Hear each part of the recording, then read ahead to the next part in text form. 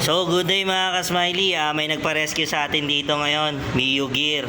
Kasi sablay yung pagkakabit ng wiring niya dito. So, ayan na yung finished product. So, wala pa akong wire na ikinakabit ko dito. Ni-repair ko lang yan. Ayan. So, dito sa upuan, so, ginawa ko na lang isa yung ginawa niyang wiring. Ito.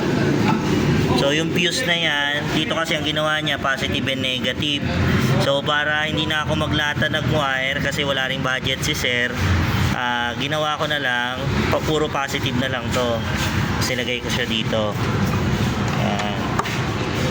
So ngayon, lahat ng negative ni sir, nandito na. Nasa body ground na. Ayan, busina tsaka mini driving light. Ayan. Ito po, napakasimple lang ng pag-wiring. Hindi pa ako gumamit ng Japan wire dyan. Pero tapos kasagsagan ko pang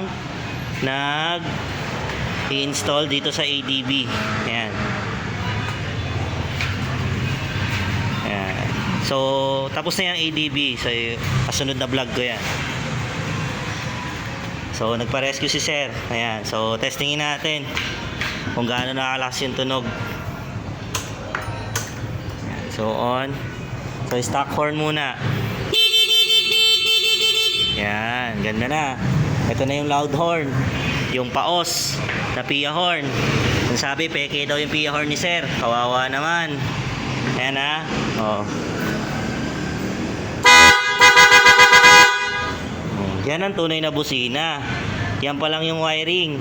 Wala pang Japan wire yan.